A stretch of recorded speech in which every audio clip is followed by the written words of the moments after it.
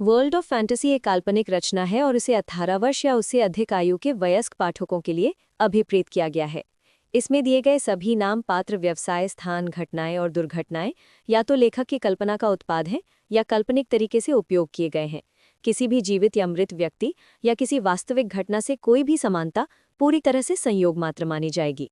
जब ईदान ने अरबेल की सहमति सुनी तो वो अंदर से खुश हुआ, लेकिन उसने इसे किसी भी तरह से प्रदर्शित नहीं किया। दोनों में से किसी को भी शक नहीं था कि बाकी लोग उन्हें इस समय देख रहे थे। वे खुद उस जोड़े से भी ज्यादा उत्साहित लग रहे थे। उन दोनों को ऐसे रिश्ते का कोई अनुभव नहीं था और उन्हें समझ नहीं आ रहा था कि कैसे पेश आना है। इसलिए वे चुपचाप बैठे रहे, बारी बारी से आग को देखते रहे और एक दूसरे को देखते रहे। नन्ही सी जान ने उस जोड़े और उनकी मुस्कुराहटों को दिलचस्पी से देखा। हालांकि स्वीकारोक्ति और सहमति के बाद उन्होंने एक दूसरे से एक शब्द भी नहीं कहा, लेकिन वो उनके अच्छे मूड को भांप गई थी। जब ईदान थोड़ा शांत हुआ तो उसने अपनी आंख के कोने से उनके बगल में अंधेरे में हलचल देखी और करीब से देखने पर उन्हें एक छोटा सा काला प्राणी दिखाई दिया जिसकी सुनहरी आंखें थीं और वो उनकी ओर स्थिर होकर देख रहा था। वो उन आंखों को किसी और की समझने की भूल नहीं कर सकता और उसने तुरंत पहचान लिया कि वो कौन थी। उसे सुखद आश्चर्य हुआ। अरबेल, देखो, ईदान ने मन ही मन कहा और उसकी निगाहों का पीछा करते हुए अरबेल ने भी सुनहरी आंखों वाले उस जीव को देखा। उसे पाकर सुखद आश्चर्य हुआ। छोटे से पहरेदार की उपस्थिति ने अरबेल को अशुभ संकेत से भर दिया। उसने तुरंत अपने आत्मबल का उपयोग करके अपने तंबू की जांच की और यूलिया को पाया, जो अभी भी उन पर कड़ी नजर रख रही थी। ये महसूस करते हुए कि वो पकड़ी गई है, यूलिया ने केवल मुस्कुराकर अंगूठा दिखाया। यूलिया के हावभाव देखकर अरबेल शर्मिंदा हो गई और उसका चेहरा थोड़ा लाल हो गया। उसे एहसास हुआ कि सभी ने उसकी और ईदान की बातचीत देखी थी। ईदान, जो मूर्ख नहीं था, उसे भी तुरंत एहसास हो गया कि लगभग सभी ने उसका कबूलनामा सुन लिया है। हालांकि अरबेल की तरह वो शर्मिंदा नहीं था। छोटे काले जानवर को देखकर ईदान सोच में डूब गया। थोड़ी देर बाद उसने एक निर्णय लिया। चलो जेमिनिया चलते हैं, ईदान ने अपनी सीट से उठते हुए सुझाव दिया। अब? ईदान के अचानक सुझाव से आश्चर्यचकित होकर अरबेल ने सोचा। हाँ, ईदान ने उत्तर दिया और अपना हाथ उसकी ओर बढ़ाया। अरबेल के लिए ये नया था और उसे अभी भी शर्मिंदगी महसूस हो रही थी, लेकिन उसने खुद पर काबू पाया और अपना हाथ आगे बढ़ाया। ईदान ने उसका हाथ पकड़ लिया और उसे उठने में मदद की, और अब वे हाथ में हाथ डालकर जेमिनिया बिल्डिंग की ओर चल रहे थे। ये पहली बार था जब दोनों हाथ में हाथ डालकर चल रहे थे और दोनों उत्साहित थे। एक जमाने की बात है, जब ईदान छोटा था, वो सिर्फ अपनी बड़ी बहन और माँ के साथ ऐसे ही घूमता था। इतने लंबे समय बाद वो भूल ही गया था कि ये कैसा लगता है, लेकिन अब अरबेल का हाथ थामे उसे वो एहसास फिर से याद आ गए।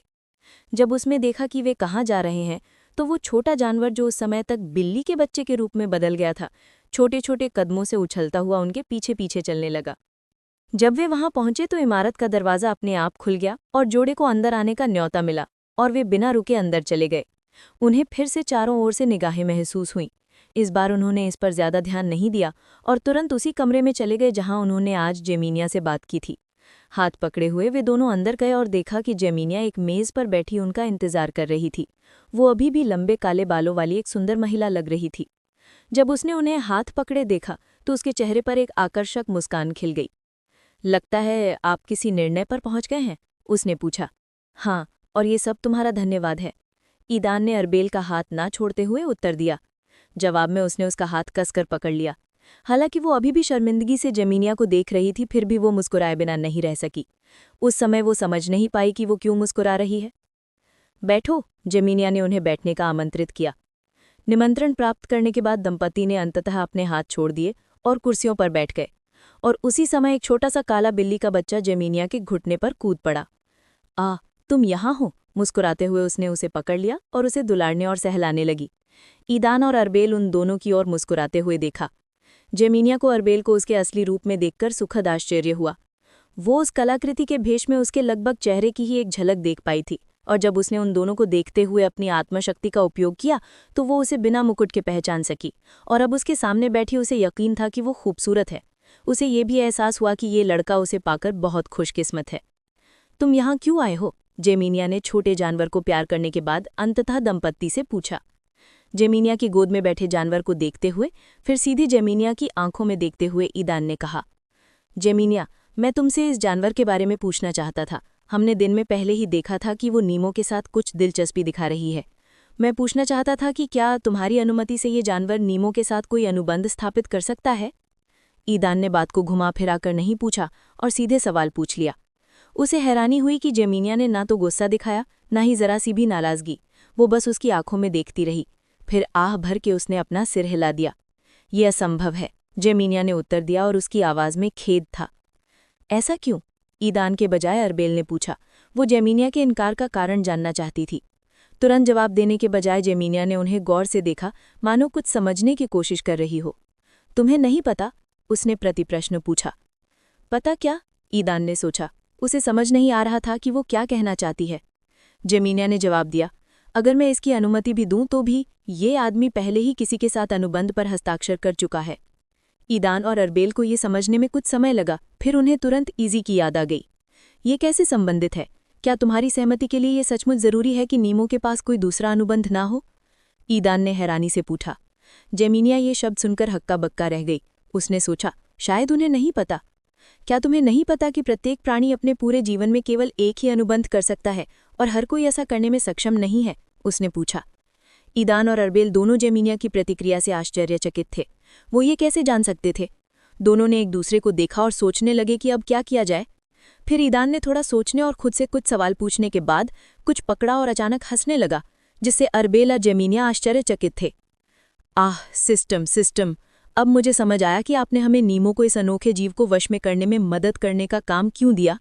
एक ही अनुबंध की इन सीमाओं के बारे में तो आप शुरू से ही जानते थे, है ना? ईदान ने मन ही मन सिस्टम से एक प्रश्न पूछा। अरबेल ने भी उसकी बातें सुनी। नहीं, तुम्हें जवाब देने की जरूरत नहीं है, मैंने खुद ही इसका अंदाजा लगा लिया है, ईदान ने कहा। फिर अरबेल की ओर देखा और बोलना जारी रखा। सिस्टम जानता था कि इस दुनिया में एक ही अनुबंध की सीमाएं हैं, या शायद जानवरों को वश में करने की कोई विकसित शक्तियां या तकनीकें नहीं थीं। मदद से मेरा मतलब है नीमो को वो तकनीक या शक्ति देना जिससे उसे अपने दूसरे अनुबंध पर हस्ताक्षर करने में मदद मिले। और आपको क्या लगता है इसके लिए हमें क्या करना होगा? व्यापार समारोह, अरबेल ने कहा। बिंगो, ईदान ने अरबेल के अनुमान की पुष्टि की। ईदान की प्रेरणा से अरबेल को तुरंत समझ आ गया कि उन्हें क्या करना है। जैसा कि ईदान ने सुझाया था, उनका काम एक ऐसी योग्यता या तकनीक ढूंढना था जो नीमो को अपना दूसरा अनुबंध करने में मदद कर सके। जेमिनिया को देखते हुए उन्होंने देखा कि उसे इस छोटे से जानवर के नीमो के साथ अनुबंध करने से कोई आपत्ति नहीं थी। उनके रास्ते में एकमात्र बाधा ये थी कि नीमो पहले ही इजी के साथ एक अनुबंध पर हस्ताक्षर कर चुका था। जब जेमिनिया को नुकसान हो रहा था, ईदान ने सिस्टम की ओर रुख किया और ट्रेड फंक्शन की विंडो खोल दी। सिस्टम, कृपया दयालु बने और हमें बताएं कि इस कार्य को पूरा करने के लिए हमें क्या चाहिए। उनके शब्दों के तुरंत बाद बहुत सारी चीजें उनके सामने आ गई। पथ ऑफ बीस्ट टेमर का रैंक 1 से रैंक 10 तक का मैनुअल पूरा करें, 1,00,000 system point. Path of beast tamer के लिए मैनुअल, रैंक 1 प्रथम बीस्ट सोल का गठन, 60 system point. Path of beast tamer के लिए मैनुअल, रैंक 2 दूसरे बीस्ट सोल का गठन, 120 system point. Path of beast tamer के लिए मैनुअल, रैंक 3 तीसरे बीस्ट सोल का गठन, 240 system point. Path of beast tamer के लिए मैनुअल, रैंक 4 चौथे बीस्ट सोल का गठन, 720 system point. Path of beast tamer के लिए मैनुअल, रैंक 5 पांचवें बीस्ट सोल का गठन, 2100 system point. Path of beast tamer के लिए मैनुअल, रैंक 6 छठी बीस्ट सोल का गठन, 6500 system point. Path of beast tamer के लिए मैनुअल, द्वितीय त्रिमूर्ति का गठन, 10,000 सिस्टम अंक। पथ ऑफ बीस्ट टेमर के लिए मैनुअल, रैंक 7 बीस्ट स्पेस का गठन, 18,000 system point. Path of beast tamer के लिए मैनुअल, रैंक 8 कानून का गठन, 60,000 system point. Path of beast tamer के लिए मैनुअल, रैंक 9 एक छोटी दुनिया का निर्माण, 2,00,000 सिस्टम पॉइंट। छोटा निम्न गुणवत्ता वाला सोल क्रिस्टल, 60 सिस्टम पॉइंट। छोटा मध्यम गुणवत्ता वाला सोल क्रिस्टल, 120 सिस्टम पॉइंट। छोटा उच्च गुणवत्ता वाला सोल क्रिस्टल, 240 सिस्टम पॉइंट। औसत निम्न गुणवत्ता वाला सोल क्रिस्टल, 800 सिस्टम पॉइंट। औसत मध्यम गुणवत्ता वाला सोल क्रिस्टल, 2500 सिस्टम पॉइंट। औसत उच्च गुणवत्ता वाला सोल क्रिस्टल, 7500 सिस्टम अंक। बड़ा निम्न गुणवत्ता वाला सोल क्रिस्टल, 15,000 सिस्टम पॉइंट। बड़ा मध्यम गुणवत्ता वाला सोल क्रिस्टल, 65,000 सिस्टम पॉइंट। बड़ा उच्च गुणवत्ता वाला सोल क्रिस्टल, 1,75,000 सिस्टम पॉइंट। पौराणिक आत्मा क्रिस्टल, 3,60,000 सिस्टम अंक। होस्ट, इस कार्य को पूरा करने के लिए आपको manual to the path of beast tamer 1 से 2 रैंक तक खरीदना है, साथ ही एक छोटा कम गुणवत्ता वाला सोल क्रिस्टल और एक छोटा मध्यम गुणवत्ता वाला सोल क्रिस्टल। सिस्टम के निर्देश पर ईदान ने जरूरी सामान चुन लिया।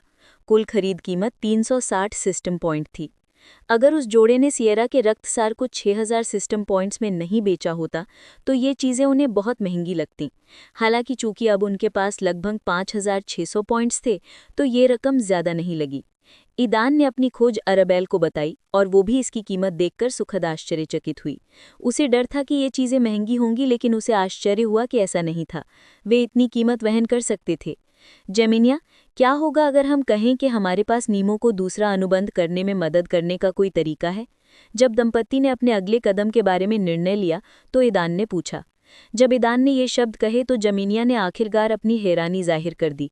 पूरे समय तो वो बस मुस्कुरा रही थी, लेकिन ईदान का सुझाव सुनने के बाद वो अपनी सामान्य शांति बरकरार नहीं रख सकी। तुम झूठ तो नहीं बोल रहे हो? उसने तुरंत पूछा और उसकी आवाज में उत्तेजना थी। जेमिनिया में अचानक आए परिवर्तन से दंपति आश्चर्यचकित हो गए। हम झूठ नहीं बोल रहे हैं, अरबेल ने कहा। यदि आप जो कह रहे हैं ये सच है तो मैं उसे उसके साथ एक अनुबंध करने दूंगी। मुस्कुराते हुए छोटे जानवर की ओर देखते हुए उसने कहा। पुष्टि प्राप्त होने के बाद दंपति ने एक दूसरे को मुस्कुराकर बधाई दी। कार्य का सबसे कठिन हिस्सा पूरा हो चुका था। अब जरूरी था कि नीमो को समझाया जाए और उसे मैनुअल और क्रिस्टल दिए जाएं ताकि वो उनका अध्ययन कर सके और इस अद्भुत जानवर के साथ ही अनुबंध कर सके। अब वे इस बात को लेकर चिंतित थे कि नीमो कितनी जल्दी मैनुअल में निपुणता हासिल कर लेगा और अनुबंध पर हस्ताक्षर कर देगा। जेमिनिया घबरा गई। शुरू से ही वो चाहती थी कि नीमो, जो मुकदमे के लिए उम्मीदवार की भूमिका के लिए बिल्कुल सही था, उसकी जाति के उस एकमात्र सदस्य के साथ अनुबंध करे जिसका पद उसके पद के अनुरूप था। दुर्भाग्य से नीमो पहले ही किसी के साथ अनुबंध पर हस्ताक्षर कर चुका था और इससे वो परेशान हो गई। कुछ देर तक उसने सोचा कि उस जोड़े से इस जानवर के साथ एक अनुबंध करने के लिए कहूं, लेकिन वो अभी तक अपना मन नहीं बना पाई थी। उसे इस बात ने रोक दिया कि वो जोड़ा किसी दूसरी दुनिया से आया था। उसे डर था कि वो जोड़ा उस जानवर को अपने साथ ले जाएगा और कभी वापस नहीं आएगा, जिससे वो इस छोटे चमत्कार से वंचित हो जाएगी। जेमिनिया नहीं चाहती थी कि ये छोटा चमत्कार इस निषिद्ध क्षेत्र से बंधा हो, जैसा कि वो थी। वो समझ गई थी कि अगर ये नौजवान कुछ ऐसा कर दें जो किसी और ने नहीं किया हो, तो भी उन्हें यहाँ से निकलने में उन्हें बहुत समय लगेगा, और पूरे समय जब तक ये चमत्कार किसी के साथ कोई अनुबंध नहीं कर लेता, तब तक वो उसके साथ उसके पिंजरे में कैद रहेगी। वो अपने लिए ऐसा भाग्य नहीं चाहती थी। जेमिनिया इस छोटी दुनिया से परे की दुनिया को देखने के लिए इस छोटे चमत्कार को चाहती थी। जो वो चाहते थे उसे प्राप्त करने के बाद ईदान और अरबेल जेमिनिया से विदा लेकर छोटे जानवर को लाड प्यार करने के लिए छोड़कर इमारत से बाहर निकल आए और तुरंत नीमो की तलाश में चले गए। नीमो इस पूरे समय सोने की कोशिश कर रहा था। उसके मुखाड़ के पीछे एक उदास अभिनय छिपी थी, लेकिन इज़ी इस पूरे समय उसके दिमाग में लगातार बातें कर रही थी, उसे सोने नहीं दे रही थी। इस पूरे समय वो उसे ईदान और अरबेल के बीच की घटना के बारे में बता रही थी। यहाँ तक कि जब वे दोनों हाथ में हाथ डालकर जेमिनिया बिल्डिंग में प्रवेश किया तो वो उस पल को बार बार याद कर रही थी, मानो वो किसी देखे गए नाटक पर नीमो के साथ चर्चा कर रही हो। नीमो ये जानकर खुश था कि उसके छोटों के बीच की बर्फ पिघल गई है और वे आखिरकार एक दूसरे की ओर कदम बढ़ा चुके हैं। लेकिन जिस तरह से इज़ी बार बार वही बात दोहरा रही थी, उससे उसे बोरियत होने लगी थी। सोने की कोशिश करते समय वो देख रहा था कि कैसे ईदान और अरबेल अचानक तंबू में घुस आए और तुरंत अंदर घुसकर उसे घूरने लगे। नीमो ये समझने की कोशिश कर रहा था कि वो उसके और ईदान के तंबू में क्यों आए थे। उसने एक पल के लिए गंदे शब्द के बारे में भी सोचा और तुरंत उसे अपने दिमाग से निकाल दिया। नीमो, हमें बात करनी है, ईदान ने उससे मानसिक संपर्क के माध्यम से कहा। क्या आप सुनहरी आंखों वाले उस छोटे जानवर के साथ अनुबंध करना चाहते हैं? अरबेल ने पूछा, जिससे नीमो और इज़ी बहुत आश्चर्यचकित हो गए। हाँ, नीमो ने मन में कहा। नहीं। कुछ सेकंड्स के बाद तीनों ने इज़ी की जोरदार मनाही सुनी। नहीं नहीं नहीं। इज़ी नहीं रुकी और उस छोटे जानवर के साथ अनुबंध करने के लिए नीमो का विरोध करती रही। जिस तरह से वो जानवर नीमो और उसे देख रहा था, उससे वो पहले से ही चिढ़ रही थी और थोड़ा डर भी रही थी। और अब जब ईदान और अरबेल ने नीमो से इस छोटे जानवर के साथ अनुबंध करने के बारे में पूछा तो इज़ी ने तुरंत विरोध किया। वो नीमो को किसी और के साथ बांटना नहीं चाहती थी। वो उसका अपना था और कोई उसे उससे छीन नहीं सकता था। ईदान और आराबेल के लिए इस तरह का निर्णायक इनकार पूरी तरह से आश्चर्यजनक था। इजी के अचानक इनकार को सुनकर नीमो भी चौंक गया। ईदान ने कभी कल्पना भी नहीं की थी कि इस कार्य का सबसे कठिन हिस्सा छोटी आत्मा को नीमो को छोटे जानवर के साथ साझा करने के लिए राजी करना होगा। हमें क्या करना चाहिए? ईदान ने आराबेल से पूछा। मुझे उससे अकेले में बात करने दो, आराबेल ने प्रस्ताव दिया, और मानसिक संपर्क का उपयोग करते हुए उसने नीमो और ईदान के हस्तक्षेप के बिना इजी के साथ संवाद करना शुरू कर दिया। ठीक है, ईदान ने सहमति जताई और फिर नीमो की ओर देखा, जो अभी भी पूरी तरह से नहीं जानता था कि क्या हो रहा है। जब वे बात कर रहे होंगे मैं आपको समझा दूंगा कि हमारा क्या मतलब था, ईदान ने कहा, समय बर्बाद न करने का निर्णय लेते हुए, और जल्दी से नीमो को अपने विचार का सार बता दिया, जबकि आराबेल इजी के साथ व्यस्त थी। तो यही तो आप चाहते हैं? ईदान के स्पष्टीकरण के बाद नीमो को अंततः एहसास हुआ।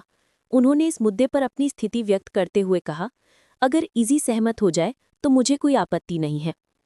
अगर वो इसके बिल्कुल खिलाफ है और किसी भी बात पर राजी नहीं होती तो मुझे माफ करना, मैं इस जानवर के साथ कोई कॉन्ट्रैक्ट साइन नहीं करूंगा। नीमो ने तुरंत चेतावनी दी, क्योंकि अगर इजी इसके बिल्कुल खिलाफ होती, मैं बस ऐसा कुछ नहीं करना चाहता जिससे वो नाराज हो जाए। समझ गया, मुझे उम्मीद है कि आराबेल उसे मना लेगी। ईदान को आराबेल की क्षमता पर पूरा भरोसा था और उसने ये नहीं सोचा कि वो इस काम को नहीं कर पाएगी। स्वीकारोक्ति के बाद ईदान का आराबेल पर विश्वास बढ़ गया, हालांकि उसे खुद इसका एहसास नहीं था। तुम्हें ये मैनुअल कैसे मिला? इजी के साथ अनुबंध करने वाला होने के नाते मुझे भी ये जानने में दिलचस्पी थी कि दूसरे जीव अनुबंध कैसे हासिल कर सकते हैं।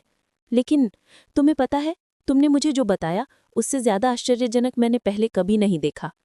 नीमो जाहिर है path of beast tamer manual की जानकारी से प्रभावित हुआ। नीमो को पता था कि ईदान जो बात कर रहा है वो इस दुनिया में कई लोगों का ध्यान आकर्षित कर सकती है। अगर वो कहता है कि उसे इसमें कोई दिलचस्पी नहीं है तो वो झूठ बोल रहा होगा। ये मैनुअल तुम्हारी दुनिया से नहीं है, ईदान ने बिना विस्तार में जाए संक्षेप में उत्तर दिया। नीमो के लिए ये समझना ही काफी था कि ये मैनुअल किसी दूसरी दुनिया से आया है, और उसी क्षण से ये उसकी नज़रों में और भी ज्यादा मूल्यवान हो गया। थोड़ी देर बाद आराबेल ने आखिरकार इजी से बात करना समाप्त कर ली और उसके चेहरे पर विजयी मुस्कान आ गई। मैं उसे समझाने में सफल रही, आराबेल ने मानसिक संपर्क के माध्यम से खुशी से बताया। उस समय इजी नीमो से बात कर रही थी और दंपत्ति सुन नहीं पा रहे थे कि वो क्या बात कर रहे हैं। वैसे क्या तुम्हें नहीं लगता कि हमें भी ये मैनुअल पढ़ना चाहिए? आराबेल ने पूछा। वो जानती थी कि इस कार्य को पूरा करने का इनाम सिस्टम के एक नए फंक्शन, जानवरों को वश में करना, की खोज होगी, और शायद ये फंक्शन उन्हें भी ऐसे ही अवसर प्रदान करेगा। और अब जब उनके पास पहले से ही एक मैनुअल था तो वे इसका उपयोग क्यों नहीं करते? मैंने इसके बारे में पहले ही सोच लिया है, ईदान ने कहा। पहले इंतजार करते हैं और देखते हैं कि नया फंक्शन क्या संभावनाएं प्रदान करेगा। भविष्य में हमारे पास मैनुअल का अध्ययन करने का समय होगा, और वे इतने महंगे भी नहीं हैं। इसके अलावा सबसे ज्यादा संभावना है कि ये नया फंक्शन अन्य फंक्शंस की तरह किसी अन्य सुप्रीम सिस्टम से जुड़ा होगा, और जैसा कि हम पहले से जानते हैं ये सिस्टम बाकी सबसे बेहतर है, और मुझे यकीन है कि ये हमें जो देंगे वो इस मैनुअल से कहीं बेहतर होगा। आराबेल ईदान के तर्क से सहमत थी। तुम्हारा यूलेलिया के बारे में क्या ख्याल है? ईदान ने एक पल सोचने के बाद पूछा। क्या हमें ये मैनुअल यूलेलिया के साथ बांटना चाहिए? चूंकि वे ये मैनुअल नीमो के साथ पहले ही बांट चुके हैं तो शायद यूलेलिया के साथ भी बांटना उचित होगा। आखिरकार वो उनमें सबसे बड़ी थी और वे उसे छोड़ नहीं सकते थे। मैं पूरी तरह से सहमत हूँ, आराबेल ने बिना किसी हिचकिचाहट के जवाब दिया। उसने तुरंत ईदान के सुझाव का समर्थन किया। यूलेलिया को बुलाने से पहले ईदान ने सिस्टम से पूछा, मुझे बताओ सिस्टम, क्या वे इस मैनुअल का उपयोग कर पाएंगी? हाँ, वो इसका उपयोग कर सकती है, सिस्टम ने संक्षेप में और बिना किसी हिचकिचाहट के उत्तर दिया। ईदान के बाद आराबेल ने एक प्रश्न पूछा। चूंकि आपने पहले ही उत्तर दे दिया है सिस्टम, तो कृपया हमें ये बता दें कि इन मैनुअलों का अध्ययन करने और अनुबंध समाप्त करने में कितना समय लगेगा? होस्ट, आत्मा क्रिस्टल का उपयोग करके पहले मैनुअल का अध्ययन करने से आपकी पहली बीस्ट सोल बनने में आमतौर पर एक रात लगती है। दूसरी 20 सोल बनाने के लिए आपको पहले पहला अनुबंध पूरा करना होगा और अपनी 20 सोल को ऊर्जा से संतृप्त करना होगा। एक एल्फ को पहले अनुबंध पर हस्ताक्षर करने के बाद उस पुरुष के विपरीत जिसके पास पहले से ही एक अनुबंध है, ऐसा करने में लगभग 1 महीने का समय लगेगा। पुरुष के लिए चूंकि उसके पास पहले से ही एक अनुबंध है, इसलिए उसे अपनी पहली 20 सोल बनने के बाद उसे संतृप्त करने की आवश्यकता नहीं है। पुराना अनुबंध तुरंत उसकी पहली 20 सोल से जुड़ जाएगा। वह तुरंत दूसरा अनुबंध बनाना शुरू कर सकता है और इसमें लगभग आधा दिन लगेगा। जैसे ही एराबेल को आवश्यक जानकारी मिली और ये सुनिश्चित हो गया कि यूलेलिया भी इस मैनुअल को पढ़ सकती है, उसने तुरंत उसे नीमो के टेंट में आमंत्रित किया। तंबू विशाल था और उसमें आराम से 4 लोग रह सकते थे। जल्द ही हैरान यूलेलिया अंदर आई। वो अभी भी जाग रही थी और एराबेल का इंतजार कर रही थी। इंतजार करते हुए अचानक उसे एराबेल का एक संदेश मिला, जिसमें उसे नीमो और ईदान के टेंट में आने के लिए कहा गया था। यूलेलिया के आगमन और इजी की सहमति के साथ ईदान और एराबेल ने एक बार फिर से यूलेलिया और नीमो को जानवरों को वश में करने के मार्ग के बारे में विस्तार से बताया। ईदान ने पहले ही नीमो को इस मार्ग का सार संक्षेप में समझा दिया था, इसलिए उसे ज्यादा आश्चर्य नहीं हुआ। हालांकि ये सुनकर यूलेलिया एक पल के लिए विस्मय से स्तब्ध रह गई, कुछ बोल नहीं पाई। एक पल के लिए तो उसकी सांसें भी रुक गईं। तुम मजाक तो नहीं कर रहे हो? उसने अंततः उत्तेजित होकर पूछा। बिल्कुल नहीं, एराबेल ने मुस्कुराते हुए जवाब दिया। स्पष्टीकरण के बाद ईदान ने नीमो के लिए manual to the path of beast tamer rank 1 और रैंक 2 कुल मिलाकर 180 सिस्टम पॉइंट्स में खरीदा। इसके अलावा यूलेलिया के लिए उन्होंने 60 सिस्टम पॉइंट्स पर manual to the path of beast tamer rank 1 खरीदा। इसके बाद ईदान ने उन दोनों के लिए 60-60 सिस्टम पॉइंट्स वाला एक छोटा कम गुणवत्ता वाला आत्मा क्रिस्टल खरीदा और अंत में नीमो के लिए उसने 120 सिस्टम पॉइंट्स वाला एक छोटा मध्यम गुणवत्ता वाला आत्मा क्रिस्टल भी खरीदा। कुल मिलाकर उन्होंने नीमो के लिए 360 सिस्टम पॉइंट्स और यूलेलिया के लिए 120 सिस्टम पॉइंट्स खर्च किए। सभी अधिग्रहणों के बाद उनके पास कुल 5128 सिस्टम पॉइंट्स शेष बचे। उनके पास अभी भी पर्याप्त सिस्टम अंक बचे हैं। पहले की तरह उन्होंने ट्रेड फंक्शन से कुछ भी खोजने या खरीदने का निर्णय नहीं किया। वे जानते थे कि वहाँ अनेक अवसर हैं, लेकिन फिर भी उन्होंने उसमें उतरने का साहस नहीं किया। साधना के एक नए आदर्श मार्ग के लिए एक संपूर्ण मैनुअल का अस्तित्व ही इस व्यापार कार्यों की क्षमता और महत्व को सिद्ध करता है। ईदान ने जांच की और सुनिश्चित किया कि इस समय अगर उनके पास बहुत सारे सिस्टम पॉइंट्स हैं, तो वो 480 सिस्टम पॉइंट्स में manual to the path of beast tamer से लेकर manual to the path of beast tamer the formation of the first trinity तक और 800 सिस्टम पॉइंट्स में केवल औसत निम्न गुणवत्ता वाले सोल क्रिस्टल तक के सोल क्रिस्टल खरीद सकता है। इनसे ऊपर के सभी क्रिस्टल अपने सिस्टम स्तर के कारण उपलब्ध नहीं थे।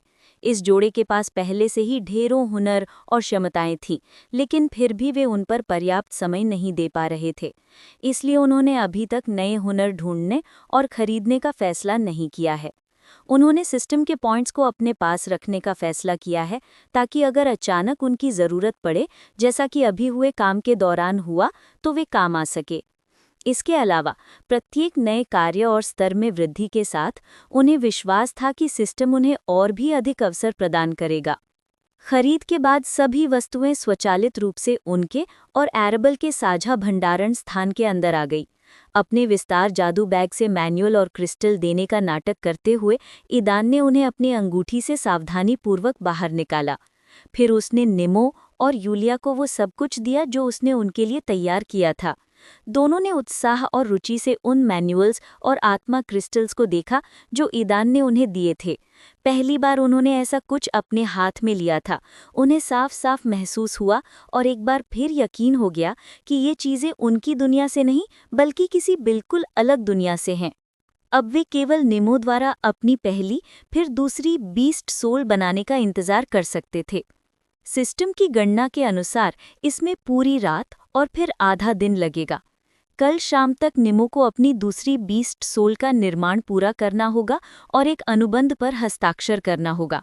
उसके बाद सिस्टम का कार्य पूरा माना जाएगा। आज निषिद्ध क्षेत्र में उनके प्रवास का तीसरा दिन था और कल चौथा दिन शुरू होने वाला था। कल के अलावा उनके पास अभी 3 दिन बाकी थे, इसलिए अगर वे कल और एक रात इसी खुले मैदान में बिताएं तो उनके पास पीछे हटने के लिए अभी भी काफ़ी समय है। इससे पहले कि यूलिया और एराबेल अपने तंबू में जाते, ईदान एराबेल की ओर मुड़ा। जानते हो, मैं कुछ समय से सोच रहा हूँ और मेरे पास एक विचार है, लेकिन इसका क्रियान्वयन मुख्यतः कार्य के परिणाम और नई बीस्ट टेमिंग फंक्शन से हमें मिलने वाले लाभ पर निर्भर करता है।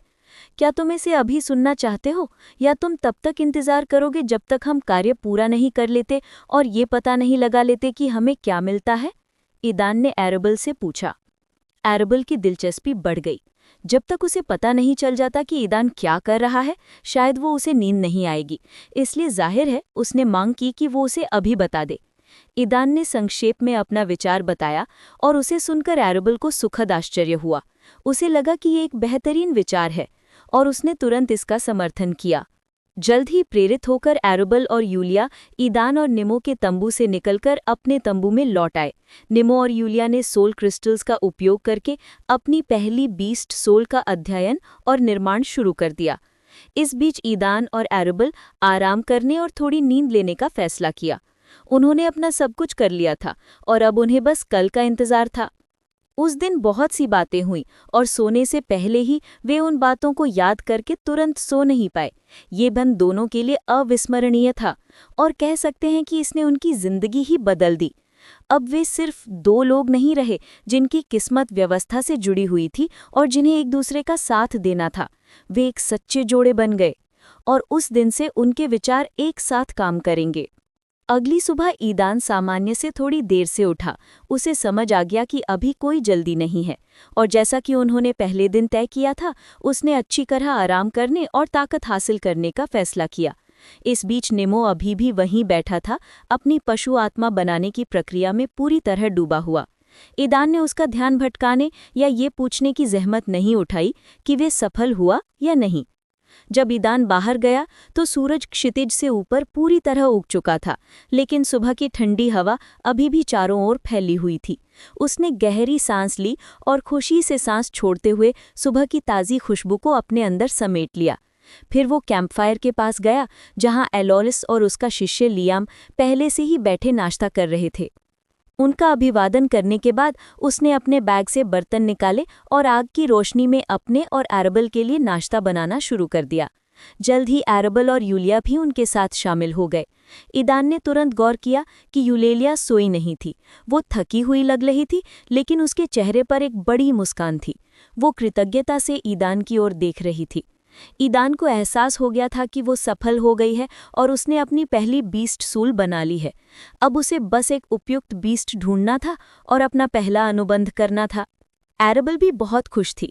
जब वो उठी तो उसे ये जानकर खुशी हुई कि उसकी बड़ी बहन यूलिया ने अपनी बीस्ट सोल बनाने में सफलता हासिल कर ली है और ये सफलता उस विचार को साकार करने की पहली कड़ी थी जो ईदान ने कल उसके साथ साझा किया था। ईदान और एरेबल ने जल्दी से नाश्ता किया और अगले पड़ाव के लिए तैयार हो गए। वे जेमिना से मिलने उसकी बिल्डिंग में गए। जैसे ही वे पास पहुंचे, मानो इमारत ने अपने दरवाजे खोलकर उनका स्वागत किया। ये उनकी यहाँ तीसरी बार यात्रा थी और इस बार उन्हें पहले जैसा अजीब नहीं लगा। यहाँ तक कि चारों ओर से उन्हें घूरती नजरें भी अब उतनी चिंता का कारण नहीं रही। जब वे उसी कमरे में दाखिल हुए तो उन्होंने देखा कि जेमिना कल वाली ही जगह पर बैठी है। ऐसा लग रहा था जैसे वो उठी ही नहीं और पूरी रात बिना अपनी सीट से उठे ही रही। शुभ प्रभात जेमिना, दंपति ने जेमिना का अभिवादन किया। हाँ, शुभ प्रभात। तुम इस बार मेरे पास क्यों आए हो? हमारे पास कुछ अनुरोध है और हमें उम्मीद है कि तुम हमारी मदद कर पाओगे जेमिना। चिंता मत करो, अनुरोध छोटे हैं और हमें यकीन है कि तुम्हें इन्हें पूरा करने में ज्यादा मेहनत नहीं करनी पड़ेगी।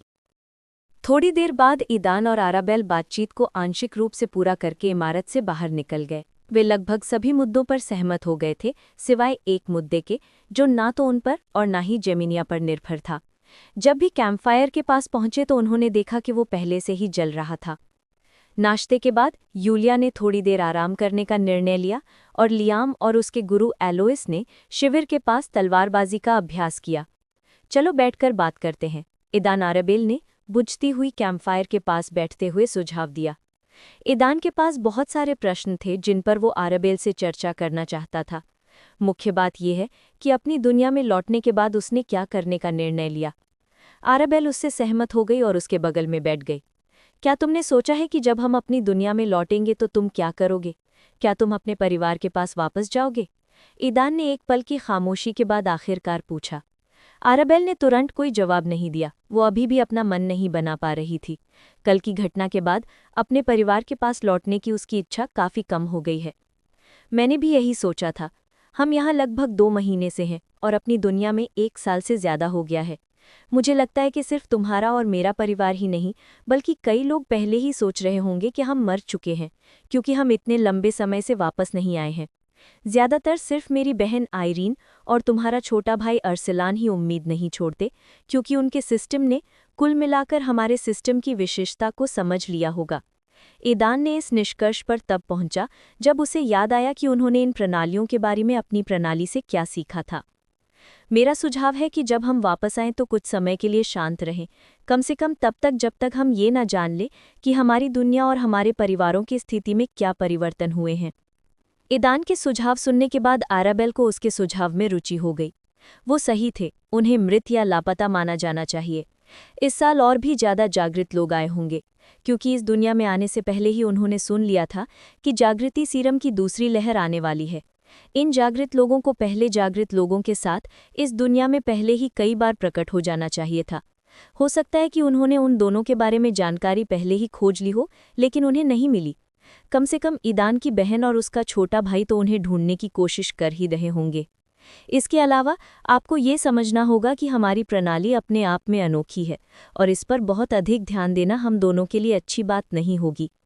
ईदान के प्रत्येक तर्क के साथ आराबेल के भविष्य के बारे में अनिश्चितता कि वे कब वापस आएंगे कम होने लगी और वो उसकी बातें सुनने लगी।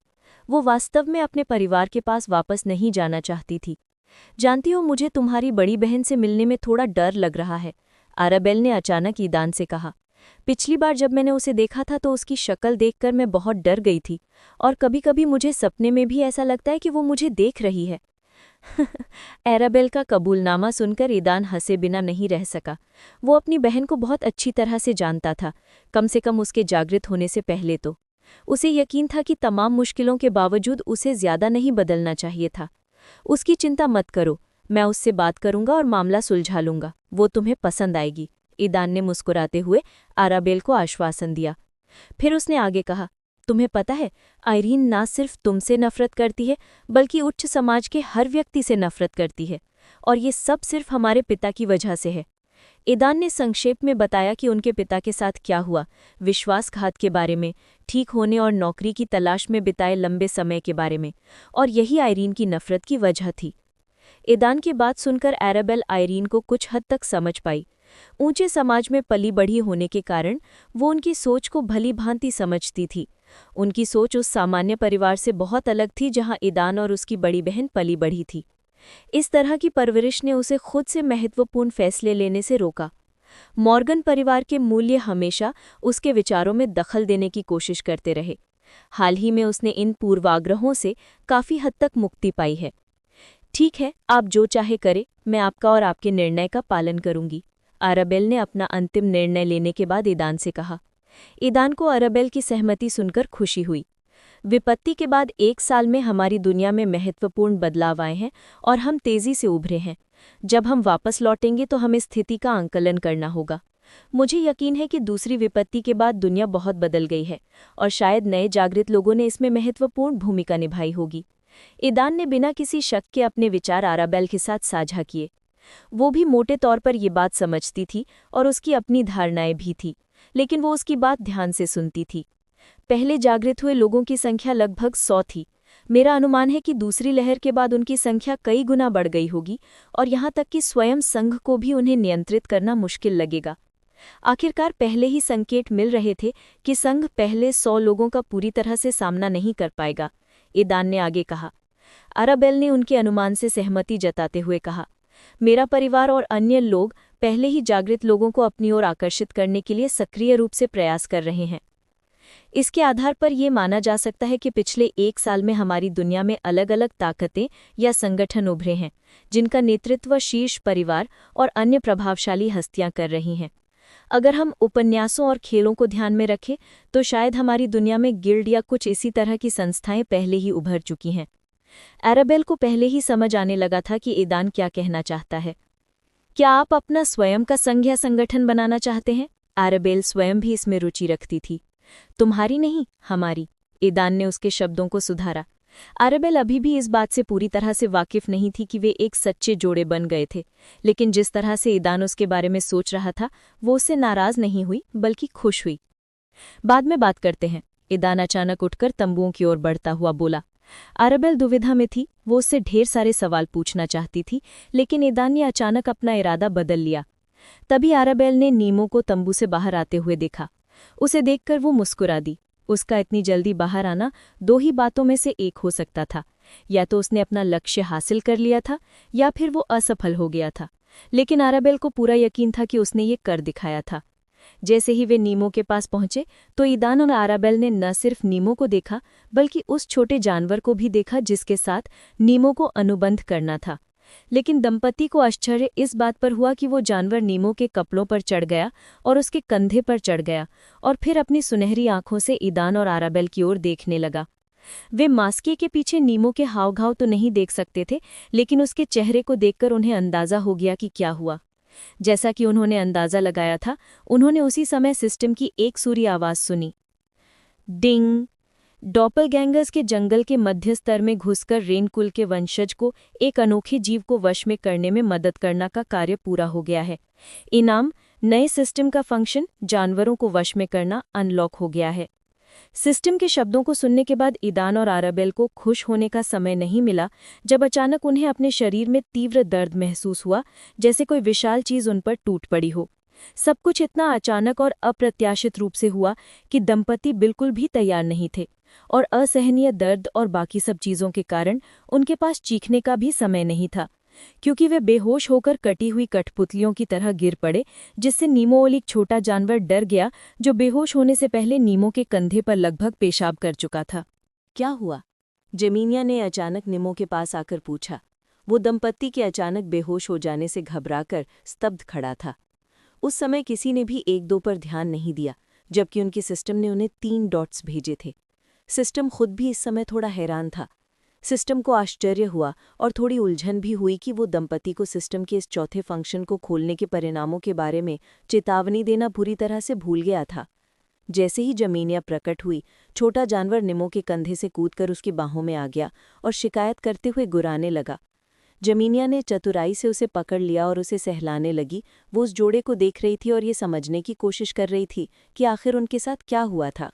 उसने उनके शरीरों में, या यूं कहें कि उनकी आत्माओं में, कुछ बदलाव महसूस किए। हालांकि वो ठीक नहीं बता सकती थी कि क्या बदलाव आया था, लेकिन उसे यकीन था कि ये बदलाव बहुत बड़े थे और अगर वे होश में होते तो उन्हें बहुत दर्द होता। इन सभी तथ्यों को एक साथ रखते हुए उन्होंने अनुमान लगाया कि संभवतः इन परिवर्तनों के कारण ही वे बेहोश हो गए होंगे। तभी उसकी नज़र उस छोटे से जानवर पर पड़ी और वो दंग रह गई। वे जो देख रही थी उस पर उसे विश्वास ही नहीं हो रहा था। उसने स्पष्ट रूप से महसूस किया कि इस छोटे चमत्कार और निमो नामक एक युवक के बीच एक नया संबंध उत्पन्न हो गया था। ईदान और आराबेल ने साफ साफ कहा कि उनके पास ऐसा करने का एक तरीका है, लेकिन उसे उनकी बातों पर यकीन नहीं हुआ। अब अपने हाथों में उस छोटे से चमत्कार को देखकर, जिसके साथ निमो ने एक अनुबंध पर हस्ताक्षर किए थे, वो खुद को ये मानने से नहीं रोक पाई कि वे सही थे। कल जब वे दोनों उसे छोड़कर चले गए तो उसने सबका पीछा करना बंद कर दिया, जिससे उन्हें आज़ादी और आराम करने का मौका मिल गया। इस वजह से उसे पता ही नहीं चला कि वे लौटने के बाद क्या कर रहे थे। अब उसे थोड़ा अफसोस हो रहा था कि उसने उनका पीछा क्यों नहीं किया। वे जान सकती थी कि उन्होंने क्या किया। जल्द ही अन्य लोग दौड़कर आए, जिनमें यूलिया भी शामिल थी, जो शोर सुनकर जाग गए। अलोएस और लियाम डर गए और समझ नहीं पा रहे थे कि क्या हुआ है, और वे इसे जमीनिया से जोड़ने लगे, जो जोड़े के बगल में खड़ी थी। उन्होंने अनुमान लगाया कि शायद दोनों ने कुछ गलत किया होगा और उसने उन्हें सज़ा दी होगी। निमो बोल नहीं सकता था और जमीनिया के लिए वे दोनों, गुरु और उसका शिष्य, कोई मायने नहीं रखते थे और वे उन्हें कुछ भी समझाने की आवश्यकता नहीं समझती थी। इन्हें तंबुओं में ले जाओ और आराम करने दो, जमीनिया ने निमो और यूलालिया से कहा। उसने यूलालिया को देखा और उसे जोड़े के साथ हुई हाल की बातचीत याद आ गई। ये देखकर कि निमो ने अपना लक्ष्य हासिल कर लिया था, उसने मान लिया कि जोड़े की मांग शायद सच ही होगी। उसे तंबू में ले जाने के बाद, मेरे पास अकेले आना, मुझे तुमसे बात करनी है। वो यूलिया की ओर मुड़ी और उत्तर की प्रतीक्षा किए बिना अपने भवन में वापस लौट गई। यूलिया इस आदेश से हैरान और थोड़ी डरी हुई थी। उसने आराबेल को ले लिया, जो अभी भी भूत का मुखौटा पहने अपनी असली शक्ल छुपा रही थी, जबकि कल उसने लगभग खुद को सबके सामने प्रकट ही कर दिया था। अपना मुखौटा पहने हुए आराबेल को उनके साझा तंबू में ले गए। निम्मो आदेश से उबरते हुए ईदान को अपने तंबू में ले गया और उसे लिटाकर उसकी देखभाल करने के लिए उसके बगल में बैठ गया। जब ईदान उठा तो उसे तेज सिरदर्द और पूरे शरीर में दर्द महसूस हुआ। जब उसने आंखें खोलीं तो उसे तेज दर्द महसूस हुआ। दर्द इतना तेज था कि वो अपनी कराह रोक नहीं पाया।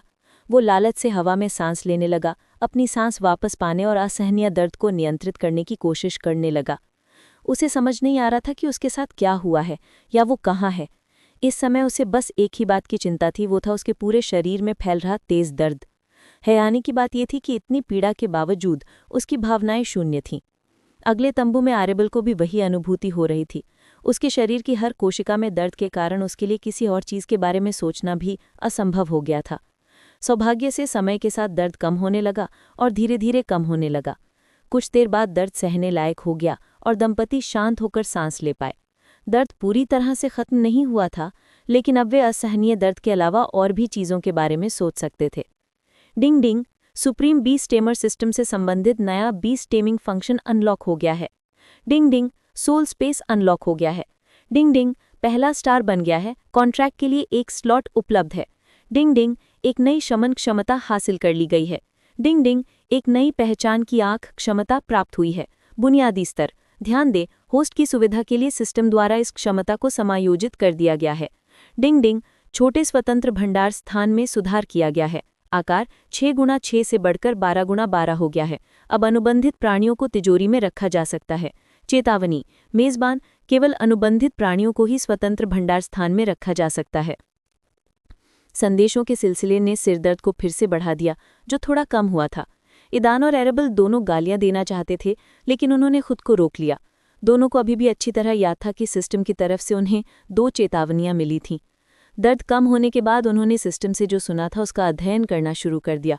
आत्मा का स्थान, ईदान बुदबुदाना। तभी उसके मन में आत्मा के स्थान के बारे में नया बुनियादी ज्ञान उभरा और जल्द ही ईदान को पता चल गया कि वो क्या है।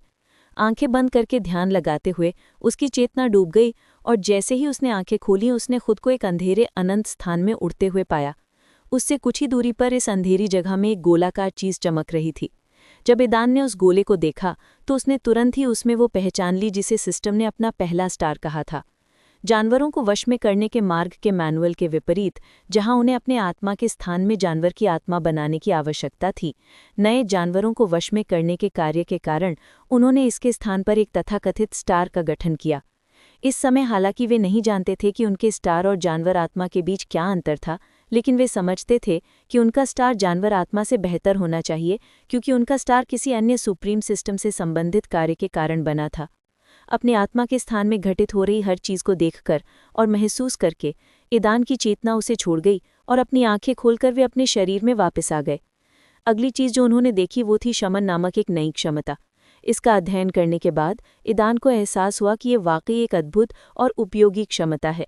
इस क्षमता से उन्हें अपने अनुबंधित प्राणियों को वापस लाने की क्षमता प्राप्त हुई, भले ही वे बहुत दूर क्यों न हों।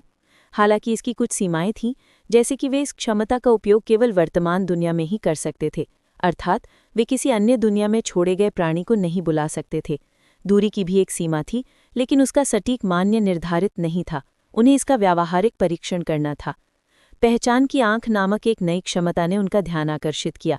इससे दंपति विभिन्न वस्तुओं, जीवों और अन्य चीज़ों के बारे में जानकारी प्राप्त कर सकते थे। हालांकि इस क्षमता की अपनी सीमाएं थीं, जैसे कि रैंक और पहचानी जा सकने वाली जानकारी की मात्रा। वो पूरी जानकारी नहीं दे सकती थी, बल्कि उसके कुछ हिस्से ही दे सकती थी जो यादृच्छिक रूप से चुने गए थे। इसके अलावा सिस्टम ने उन्हें इस क्षमता को उपयोग करने की सावधानीपूर्वक आवश्यकता के बारे में भी चेतावनी दी थी, क्योंकि उच्च रैंक के प्राणी इसके उपयोग को देख सकते थे। ये क्षमता पाकर दंपति बहुत खुश हुए। हालांकि इस क्षमता से मिलने वाली जानकारी बेतरतीब और ज़्यादा जानकारीपूर्ण नहीं थी, फिर भी उनकी अनुपस्थिति की तुलना में उनकी उपस्थिति ही उन्हें ज़्यादा प्रसन्न कर रही थी। इसके अलावा ये बुनियादी स्तर का था। इसका मतलब है कि भविष्य में उन्हें इसे बेहतर करने का अवसर मिलेगा, बशर्ते कि वे सिस्टम से प्राप्त अनेक कौशलों और क्षमताओं के कारण इसे भूल न जाएं। और अंत में सबसे सुखद आश्चर्य उनके भंडार कक्ष में सुधार था। ईदान और एरेबल बहुत खुश हुए जब उन्होंने देखा कि ये न केवल बड़ा हो गया है, बल्कि एक नया काम भी कर रहा है। अब वे अपने अनुबंधित जीवों को इसमें रख सकते हैं। ईदान को पहले से ही मालूम था कि वे अपने जानवरों को पहले स्टार के अंदर रख सकते हैं, लेकिन उन्हें अपने साथ रखना और उन्हें इधर उधर ले जाने की अतिरिक्त क्षमता एक बहुत ही सुखद अतिरिक्तता थी।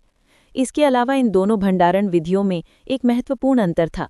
स्टार में प्राणी अर्धचेतन अवस्था में रहता था, जबकि तिजोरी में वो जागते हुए भी अपनी इच्छा के अनुसार कुछ भी कर सकता था। ईदान की तरह एरेबल भी नई क्षमताओं और सुधारों से बहुत खुश था। ये काम करना व्यर्थ नहीं था। हालांकि किसी भी कहानी की तरह इसमें एक कमी थी। उन्हें उम्मीद नहीं थी कि एक नए कार्य की खोज से चेतना का लोप हो जाएगा और इतना तेज दर्द होगा। होश में आते ही अरेबल उठ बैठी और तंबू के चारों तरफ देखने लगी। उसे आश्चर्य हुआ जब उसने अपने बगल में 2 लोगों को पाया।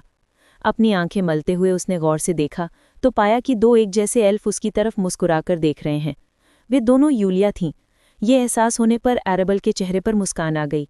तो तुम सफल हो गई? उसने यूलिया से पूछा। हाँ, मैं कर पाई, यूलिया ने खुशी और कृतज्ञता से जवाब दिया। उसे यकीन नहीं हो रहा था कि ईदान और अरेबल के अनुरोध के बदौलत वो परफेक्ट डोपलगैंगर के साथ एक अनुबंध पर हस्ताक्षर करने में कामयाब हो गई थी। क्या आप चाहते हैं कि मैं अपनी किसी प्रजाति को एक योगिनी के साथ अनुबंध करने की अनुमति दूं? जेमिनिया ने पूछा। हाँ, अरेबल ने उत्तर दिया। तुम ऐसा क्यों सोचते हो कि अगर मैं एक छोटे से चमत्कार के साथ अनुबंध पर सहमत हो गई तो मैं तुम्हें एक और चमत्कार के साथ अनुबंध पर हस्ताक्षर करने दूंगी? जेमिनिया की आवाज में कोई नाराजगी नहीं थी, सिर्फ जिज्ञासा थी। हमें यकीन है कि आप सहमत होंगे। आपकी तरह वे इस पिंजरे से बाहर नहीं निकल सकते, और अगर वे अनुबंध पर हस्ताक्षर करते हैं तो वे इसे छोड़ सकते हैं, ईदान ने कहा। ये सच हो सकता है, लेकिन वे मेरी तरह ही अपनी स्वतंत्रता प्राप्त कर लेंगे यदि आप सफल हो सकें तो, जेमिनिया ने कहा, मानो वे उनके अनुरोध से सहमत न हो। कमरे के अंदर का निरीक्षण करते हुए ईदान ने कहा, मुझे नहीं लगता कि एक या एक से अधिक हमशक्लों को ऐसे लोगों के साथ अनुबंध करने की अनुमति देना जो ऐसा करने में सक्षम हैं और परीक्षण पास करने की क्षमता रखते हैं, आपके लिए कोई बड़ी हानि होगी। अरेबल की तरह ईदान को भी यकीन था कि पूरी इमारत एक जैसे दिखने वाले लोगों से बनी है, और यहाँ मौजूद चीज़ों की संख्या को देखकर वो बता सकता था कि उनकी संख्या वाकई बहुत बड़ी है। ठीक है, मैं अपने लोगों को किसी के साथ अनुबंध पर हस्ताक्षर करने के लिए मजबूर नहीं करूंगी। अगर आपकी एल्फ उनमें से किसी एक को दिलचस्पी दिला सकती है और मना सकती है तो मुझे कोई आपत्ति नहीं है। ये सब उस पर निर्भर करता है। मैं इसमें दखल नहीं दूंगी, ना ही मैं आपको सलाह दूंगी। जेमिनिया ने आखिरकार उनके द्वारा किए गए अनुरोध के बारे में अपनी राय व्यक्त की।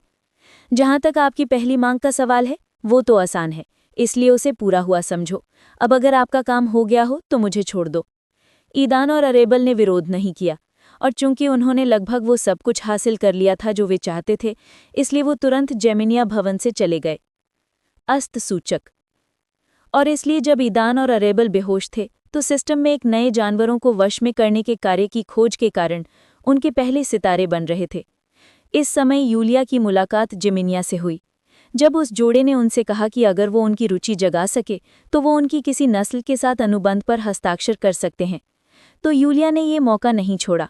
कुछ घंटों की कोशिश के बाद आखिरकार वो उनमें से एक हमशक्ल का ध्यान अपनी ओर खींचने में कामयाब रही और उन्होंने एक अनुबंध पर हस्ताक्षर कर दिए। कैसा चल रहा है? अरेबल ने पूछा। मुझे नहीं पता कि इसे कैसे बयां करूं, लेकिन ये वाकई अविश्वसनीय है, खुशी और उल्लास से भरकर यूलिया बोली। जब उन्होंने अपने शोध के लिए डॉपलगैंगर्स के जंगल को चुना था तो उसने सोचा भी नहीं होगा कि उसे न सिर्फ उन जानवरों को वश में करने का मौका मिलेगा, बल्कि एक परफेक्ट डॉपलगैंगर के साथ एक अनुबंध पर हस्ताक्षर करने का भी मौका मिलेगा। उसे डर था कि ये सब बस एक सपना है और किसी भी पल उसकी नींद खुल सकती है, और जो कुछ भी हुआ वो बस एक सपना ही साबित होगा। इसलिए रात गहरी होने के बावजूद उसने अभी तक अपनी आंखें बंद नहीं की थीं। अरेबल अचानक हंस पड़ी, लेकिन पूरे शरीर में दर्द होने के कारण उसे तुरंत खांसी आ गई। यूलिया गंभीर रूप से भयभीत होकर उसके पास पहुंची और बोली, अरेबल, क्या तुम ठीक हो? रुको। खांसते हुए अरेबल ने उसे छूने से पहले ही रोक दिया। उसका शरीर अभी भी दर्द कर रहा था और थोड़ा संवेदनशील था, और अरेबल जानती थी कि अगर यूलिया ने उसे छुआ तो इसका अंत अच्छा नहीं होगा। मैं ठीक हूँ, बस मुझे थोड़ा आराम करने की ज़रूरत है, उसने मुश्किल से सांस लेते हुए कहा और वापस लेट गई। जब यूलिया ने देखा कि अरेबल फिर से लेटा हुआ है और उसकी सांसें सामान्य हो गई हैं, तो वो थोड़ा शांत हो गई। इस समय उसका हमशक्ल उन्हें उत्सुकता से देख रहा था। वैसे कितना समय हो गया है? अरेबल ने पूछा। अब उसे ध्यान आया कि तंबू में कितना अंधेरा था। रात हो चुकी है, तो तुम सारा दिन बेहोश रही हो, यूलिया ने जवाब दिया। हैरान होने के बजाय अरेबल को राहत मिली और थोड़ी खुशी भी हुई। इस बार पिछली बार की तरह उन्हें पूरे हफ्ते नींद नहीं आई। उसे पहले से ही अंदाजा था कि ये सब सिस्टम के एक नए फंक्शन की खोज की वजह से हुआ है, और वो ईदान की तरह थोड़ी दुखी भी थी कि सिस्टम ने उन्हें इन नतीजों के बारे में पहले से आगाह नहीं किया था। अगर उन्हें पता होता तो वे खुद को तैयार कर सकते थे और मौके पर बेहोश नहीं होते। ठीक है, मुझे परेशान मत करो, मुझे आराम करने की ज़रूरत है, उसने यूलिया से कहा। उसकी बातचीत जारी रखने की कोई इच्छा नहीं थी। वो बस सो जाना चाहती थी और जल्दी से अपनी ताकत वापस पाना चाहती थी। मैं भी थक गई हूँ, यूलिया ने जम्हाई लेते हुए कहा। और तुम्हें भी थोड़ा आराम मिल जाएगा ईवा, उसने अपनी हमशक्ल का जिक्र किया और ये नाम अरेबल के ध्यान से नहीं छूटा। उसे सुखद आश्चर्य हुआ, लेकिन उसे ये अजीब नहीं लगा। तो ये ईवा है ना, उसने सोचा, यूलिया की हमशक्ल का नाम याद करते हुए। थोड़ी देर बाद अरेबल ने देखा कि वो सो नहीं पा रही थी और उसने ईदान से पूछा, हे ईदान, क्या तुम वहाँ हो? क्या तुम जाग रही हो? कैसा लग रहा है? ईदान ने पूछा। इस पूरे समय उसने उसे जगाने या उसका ध्यान भटकाने के डर से उससे संपर्क करने की कोशिश नहीं की थी। वो सिस्टम से ये पूछना भी भूल गया था कि वो सो रही है या जाग चुकी है। बहुत बुरा है, मेरा पूरा बदन दर्द कर रहा है, सांस लेना और हिलना भी मुश्किल है, उसने शिकायत की। आप कैसे हैं? और मैं भी, ईदान ने उत्तर दिया। उसे भी उसके जैसा ही दर्द महसूस हो रहा था। होस्टों, ये सिस्टम आपको सूचित करता है कि सिस्टम के चौथे फंक्शन को अनलॉक और सक्रिय करके आपने सक्रिय फंक्शन के सभी खाली और उपलब्ध स्लॉट भर दिए हैं। कार्यों की सीमा? अरेबल ने पूछा। ये सुनिश्चित करना चाहती थी। जी हाँ होस्ट, आपके पास वर्तमान में 4 सक्रिय कार्य हैं। उनमें से 2 प्रतिस्थापनीय हैं, अर्थात व्यापार और रसायन। वहीं अन्य 2 कार्य वंशक्रम और जानवरों को वश में करना प्रतिस्थापनीय नहीं है।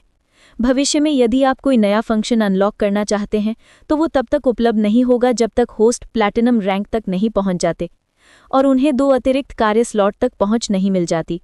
आप 2 मौजूदा फंक्शनों में से किसी एक को नए फंक्शन से बदल सकते हैं। ऐसा होने पर पुराना फंक्शन अनुपलब्ध हो जाएगा और नया फंक्शन उपलब्ध फंक्शनों की सूची में दिखाई देगा। चेतावनी, ये सिस्टम दृढ़ता से अनुशासन करता है कि किसी फंक्शन को बदलने का निर्णय लेने से पहले आप अच्छी तरह सोच लें। यदि होस्ट किसी प्रतिस्थापनीय फंक्शन को गैर प्रतिस्थापनीय फंक्शन से बदल देते हैं तो भविष्य में प्रतिस्थापनीय फंक्शन वाला केवल एक ही स्लॉट होगा। ओह, ये तो पहले से ही उत्सुकता पैदा कर रहा है, ईदान ने सिस्टम से संदेश सुनने के बाद कहा। ऐसा लगता है कि उन्हें ज़्यादा शानदार फंक्शन नहीं मिल पाए और इन सब की अपनी सीमाएं हैं। भविष्य में उन्हें ध्यान से सोचना होगा कि क्या इन फंक्शनों को बदलना उचित है। आखिरकार व्यापार और रसायन न केवल उपयोगी हैं बल्कि बेहद ज़रूरी भी हैं और ये जोड़ा निकट भविष्य में इन्हें बदलने वाला नहीं है। हालांकि उन्होंने महसूस किया कि बाकी के 2 कार्यों ने उनके शरीर और आत्मा में अपरिवर्तनीय परिवर्तन कर दिए हैं जिससे इन कार्यों को बदलना असंभव हो गया है। दंपति को कुछ हद तक ऐसी ही उम्मीद थी, लेकिन फिर भी वे थोड़ा आश्चर्यचकित थे। जब अराबेल को प्राप्त जानकारी समझ में आ गई तो उसने अनिश्चितता से ईदान से पूछा, ईदान, क्या तुम्हारा प्रस्ताव अभी भी वैध है? ये सवाल पूछने का क्या मतलब है? बिल्कुल, सब कुछ जायज़ है। मेरे मन में इसे छोड़ने का ख्याल भी नहीं आया, ईदान ने गंभीरता से जवाब दिया, जिससे अराबेल हैरान रह गई। और ये जवाब सुनकर अराबेल को अंदर से राहत महसूस हुई।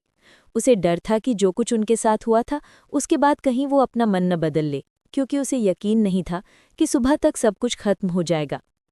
ठीक है, थोड़ा आराम कर लो, कल हमें बहुत सारे काम करने हैं, ईदान ने कहा। हाँ, शुभ रात्रि ईदान। हाँ, और अच्छी नींद लो अराबेल। एक दूसरे को शुभ रात्रि कहने के बाद उन्होंने मानसिक संपर्क के माध्यम से संवाद करना बंद कर दिया और अपनी आंखें बंद करके बिस्तर पर जाने के लिए तैयार हो गए। अगली सुबह वे दोनों लगभग एक ही समय पर जागे। उनके शरीर में अब भी थोड़ा दर्द हो रहा था, लेकिन उस रात की तुलना में जब वे मुश्किल से हिलडुल पा रहे थे, अब वे काफ़ी बेहतर और ज़्यादा आत्मविश्वासी महसूस कर रहे थे। ये दर्द उन्हें अपनी योजनाओं को अंजाम देने से नहीं रोक सका। तंबू से निकलने के बाद वे अन्य लोगों से मिले। अलोइस, लियाम और नीमो कैंप फायर के पास बैठकर नाश्ता कर रहे थे और राहत भरी नज़रों से उस जोड़े को देख रहे थे। जब उन्होंने देखा कि वे ठीक हैं तो वे थोड़ा निश्चिंत हुए। तो क्या हम आज वापस जा रहे हैं? अलोइस ने दूसरों की ओर मुड़कर पूछा। हाँ, यूलिया ने सबके लिए उत्तर दिया। ठीक है, अलोइस ने दूसरों के इरादों से सहमति जताते हुए कहा।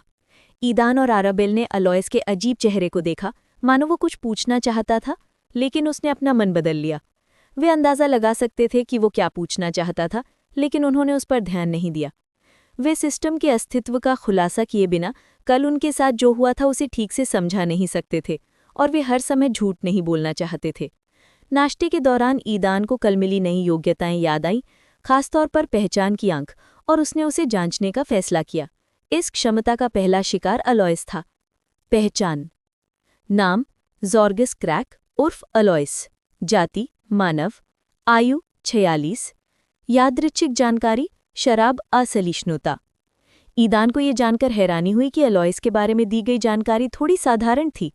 उसे इस बात से ज्यादा हैरानी नहीं हुई कि उसने अपना असली नाम नहीं बताया था, लेकिन उसे ये जानकर हैरानी हुई कि अलोइस को शराब से एलर्जी है। जब ईदान ने इस क्षमता का इस्तेमाल किया तो आराबेल को भी वही जानकारी मिली। हैरानी की बात है कि ये जानकारी उसके लिए अचानक नहीं आई, बल्कि पहले एक छोटी सी सूचना विंडो दिखाई गई जिसमें बताया गया कि ईदान ने इस क्षमता का इस्तेमाल किया है और सिस्टम ने स्वतः ही उससे पूछा कि जानकारी दिखानी है या नहीं, जिस पर वो मान गई और उसने अलोइस की जानकारी देखी। उसकी जानकारी देखकर उसे ज्यादा हैरानी नहीं हुई। इस क्षमता का परीक्षण करने के लिए आरागेल ने इसे यूलिया पर लागू करने का निर्णय लिया। पहचान। नाम यूलालिया। जाति निम्न एल्फ। आयु अज्ञात। यादृच्छिक जानकारी वर्जिन। जब आराबेल ने यूलिया के बारे में जानकारी देखी तो उसने तुरंत उसे मिटाना चाहा, लेकिन बहुत देर हो चुकी थी। ईदान के पास भी वही जानकारी थी। आराबेल को थोड़ा अफसोस हुआ कि उसने इस क्षमता का उपयोग किया था और उसने यूलिया के छोटे से रहस्य को उजागर कर दिया था। लेकिन उन दोनों को हैरानी इस बात पर हुई कि उनकी योग्यता उसकी उम्र का पता नहीं लगा सकी। उन्हें इसका कारण नहीं पता था। ईदान ने नीमो की जानकारी की जांच करने के लिए अलोइस का पीछा किया। पहचान। नाम लूका नीमो। जाति क्यू सील्ड शापित। आयु 22। यादृच्छिक जानकारी रक्तरेखा की मुहर युग्मित है। ईदान और आराबेल इस क्षमता से मिलने वाली जानकारी देखकर पूरी तरह चकित रह गए। केवल 4 पंक्तियां थीं, लेकिन उनमें इतनी अप्रत्याशित जानकारी थी। सबसे पहले उन्हें नीमो का असली नाम लूका पता चला। दूसरे वे इस बात से आश्चर्यचकित थे कि रहस्यमयी नीमो जाति अनिर्णित थी। लेकिन इस जोड़े को और भी ज्यादा हैरानी इस बात से हुई कि नीमो का वंश न सिर्फ सील्ड था बल्कि शापित भी था। उसके वंश पर एक साथ 2 बीमारियां थोप दी गई। हैरानी की बात यह थी कि उनकी प्रणाली की तरह छपाई भी युग्मित निकली। इसका मतलब था कि कोई और भी था जिसकी मुहर नीमो की मुहर से मिलती जुलती थी। कोई केवल अंदाजा ही लगा सकता था कि वो कौन था। दंपति की नज़रों में नीमो और भी रहस्यमयी हो गया। प्राप्त की गई जानकारी को अभी तक उजागर न करने का निर्णय लेते हुए ईदान और आराबेल ने जल्दी से नाश्ता किया और बिना समय बर्बाद किए जेमिनाया के लिए रवाना हो गए। वो पहले की तरह मेज पर बैठी उस छोटे जानवर को प्यार से सहला रही थी। हालांकि उस छोटे जानवर ने नीमो के साथ एक समझौते पर हस्ताक्षर कर दिए थे, फिर भी उसने ये सारा समय जेमिनाया के साथ ही बिताया, जानते हुए कि जल्द ही उसे छोड़कर जाना होगा। इसलिए उसने बाकी का समय उसके साथ रहने की कोशिश की। जेमिनाया उनके बार बार आने की आदी हो चुकी थी। सिर्फ वे दोनों ही मिलने की पहल करते थे। बाकियों की उसके पास आने की हिम्मत नहीं होती थी। इस बार तुम यहाँ क्यों आए हो? अपना सवाल पूछने के बाद उसने उन जोड़े को देखा और उनमें कुछ बदलाव महसूस किया। दिखावे में नहीं, बल्कि आध्यात्मिक स्तर पर। जेमिनाया, हमारी एक विनती है, आराबेल ने थोड़ी असहजता से कहा। यह पहली बार नहीं था जब उन्होंने उसके आतिथ्य का दुरुपयोग किया था और इससे थोड़ी शर्मिंदगी होने लगी थी। हालांकि उन्होंने अपना फैसला पहले ही कर लिया था और अपनी योजना से पीछे हटने वाले नहीं थे। इस बार क्या हुआ? जेमिनाया ने पूछा, और दंपति को उसकी आवाज में नाराजगी का जरा भी आभास नहीं हुआ। हम भी यूलिया की तरह डॉपलगैंगर्स के साथ अनुबंध करने की अनुमति चाहते हैं। ईदान ने अंत में वही कहा जो वो दोनों चाहते थे। काम पूरा करने और नए काम की खोज करने से पहले वे यकीन नहीं कर सकते थे कि उनकी नई क्षमता उन्हें क्या फायदा पहुंचाएगी। वे बस अंदाजा लगा रहे थे और योजनाएं बना रहे थे। इनमें से एक योजना जेमिनाया से परफेक्ट डॉपलगैंगर्स के साथ अनुबंध करने की अनुमति मांगना था। उन्होंने अपनी पिछली मुलाकात में जेमिनाया से यह अनुमति नहीं मांगी थी, बल्कि तब तक इंतजार करने का फैसला किया जब तक कि उन्हें अपनी इस नई क्षमता पर पूरा भरोसा नहीं हो जाता। बस इतना ही? जेमिनाया ने आश्चर्य से पूछा। उसने कल ही सोच लिया था कि ये जोड़ा शायद निकट भविष्य में उससे ऐसे ही कोई मांग लेकर संपर्क करेगा, इसलिए उसे इस प्रश्न से कोई आश्चर्य नहीं हुआ। उसे हैरानी इस बात से हुई कि उनके पास इसके अलावा और कोई मांग नहीं थी। हाँ, यही बात है। आराबेल ने उनके इरादों की पुष्टि की। फिर तो ये अच्छी बात है। यहाँ कुछ बच्चे हैं जो तुम्हारा पीछा करना चाहते हैं और तुम उन्हें अच्छी तरह जानते हो। जेमिनाया मुस्कुराते हुए बोली। ईदान और आराबेल पहले तो समझ नहीं पाए, लेकिन फिर जब 2 हमशक्ल कमरे में दाखिल हुए, विशेषकर उनके हमशक्ल, तो उन्हें समझ आ गया कि जेमिनाया का क्या मतलब था। फिर उन्होंने उत्तर की तलाश में उसकी ओर देखा। क्या आप आश्चर्यचकित हैं? उसने पूछा। ईदान और आराबेल दोनों ने सिर हिलाया। उन्होंने तो उन्हें मार दिया था, है ना? जब तक वे मेरे कब्जे में केंद्रीय परत में हैं, उन्हें मारा नहीं जा सकता। जेमिनाया के शब्दों ने दंपति को आश्चर्यचकित कर दिया। आपको ध्यान देना चाहिए था कि मरने के बाद वे काले कीचड़ जैसी किसी चीज में बदल गए और वापस इमारत में लौट गए। उन्हें पूरी तरह से ठीक होने में लगभग 1 दिन लगा। बेशक इस खोज से ईदान और आराबेल बहुत हैरान हुए। उन्हें मारने के बाद भी वे अजीब लगे। क्या ये सब बेकार था? ईदान को देखकर, जो उस डॉपलगैंगर को अजीब तरह से देख रहा था, जिसे ईदान मरा हुआ समझ रहा था, आराबेल अपनी हंसी रोक नहीं सका। उसे याद आया कि ईदान के हमशक्ल ने कितना अनुचित व्यवहार किया था। क्या जेमिनाया अब उन्हें बता रही है कि इन हमशक्लों ने खुद उनके पीछे आने की इच्छा जताई है?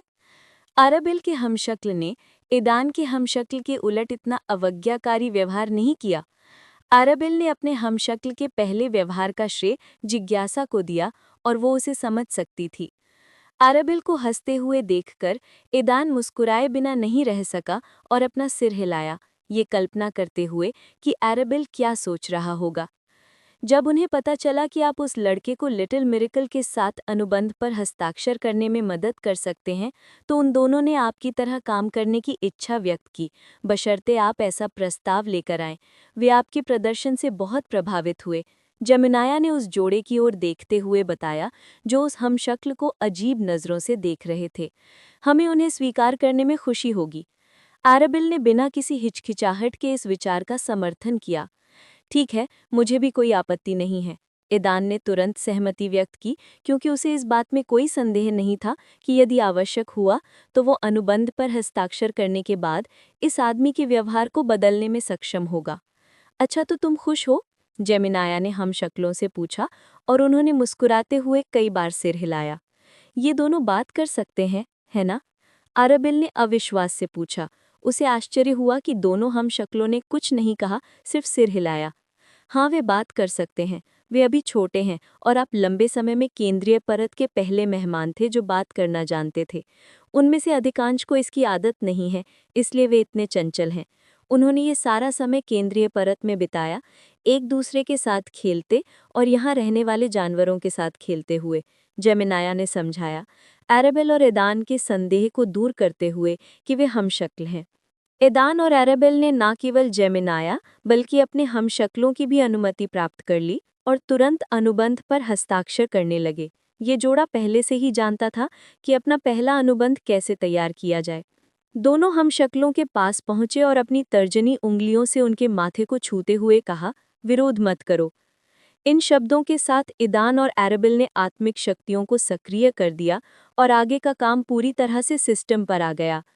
ईदान और आराबेल ने महसूस किया कि कैसे सिस्टम के नियंत्रण में आत्मिक शक्तियों बिना किसी प्रतिरोध का सामना किए आसानी से उनके हमशक्लों के शरीर में प्रवेश कर गईं। सिस्टम ने सावधानी से उनकी आत्मा का एक टुकड़ा निकाला, उसे सावधानी से काटा और मानो किसी धागे पर बांधकर उसे आत्मा के अंतरिक्ष में खींच लिया, जहां आत्मा का एक टुकड़ा उनके पहले तारे से जुड़ गया। जब सिस्टम ने उनकी आत्मा का हिस्सा छीन लिया तो इन दोनों को बहुत पीड़ा हुई। जेमिनाया की आंखें आश्चर्य से भर गई। वो इस बात से चकित थी कि कैसे उस जोड़े ने अपनी आत्मिक शक्ति को इतनी आसानी से नियंत्रित कर लिया, बिना ये जाने कि इसके पीछे कोई तंत्र है। ईदान और आराबेल भी जेमिनाया से अलग नहीं थे। वे खुद भी अपनी आत्मिक शक्तियों पर सिस्टम के सहज नियंत्रण से बहुत हैरान थे। ये नए फंक्शन का लाभ था, लेकिन साथ ही साथ ये एक नुकसान भी था। जैसा कि दंपति ने समझा, ब्लड लाइन फंक्शन के रूप में नया बीस्ट टेमिंग फंक्शन का एक अन्य सुप्रीम सिस्टम के साथ संबंध था और इसलिए दंपति इस फंक्शन को सिस्टम बिंदु के अलावा किसी अन्य चीज के साथ विकसित नहीं कर सकते थे। सिस्टम बिंदुओं का इस्तेमाल किए बिना ईदान और आराबेल अपना दूसरा सितारा नहीं बना सकते थे। इसके अलावा दूसरे खुले फंक्शन ब्लड लाइंस को सक्रिय करने के लिए, ताकि नई ब्लड लाइन के लिए नया स्लॉट मिल सके, उन्हें सिस्टम बिंदु देने होंगे। हालांकि किसी मौजूदा वंश को विकसित करने के लिए उन्हें उस वंश के किसी उच्च पद वाले सदस्य के रक्तसार को खोजने की आवश्यकता थी, ताकि केमिकल फंक्शन का उपयोग करके वंश के पद को बढ़ाने के लिए एक विशेष औषधि बनाई जा सके। इससे ये विचार आया कि शायद वे उन प्राणियों की श्रेणी बढ़ा सकते हैं और इसके लिए उन्हें विशेष संसाधन खोजने की आवश्यकता थी। जैसे ही इन दोनों प्रतिरूपों की आत्मा का एक अंश पहले तारों से जुड़ा, तारे रूपांतरित होने लगे और उनका आकार बढ़ने लगा। उस जोड़े को अपने और दोनों प्रतिरूपों के बीच एक अजीब सा नया बंधन महसूस हुआ। थोड़ी देर बाद तारों का बढ़ना रुक गया और वे चमकते हुए लाल रंग के हो गए, और जैसे ही तारा स्थिर हुआ, वे दोनों तारे जो अभी अभी अपनी आत्मा के एक हिस्से को चीरने के दर्द से उभरे थे, चमकते लाल कणों में टूट गए और जोड़े के शरीर में खिंच गए और सीधे उनकी आत्मा के अंतरिक्ष में प्रवेश कर गए।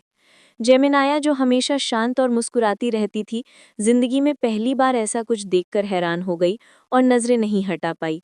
वो जानती थी कि उसके परिजन ठीक हैं और जिंदा हैं, क्योंकि वो अभी भी उनकी मौजूदगी महसूस कर सकती थी, लेकिन अब ये ईदान और एराबिल की तरफ से आ रही थी।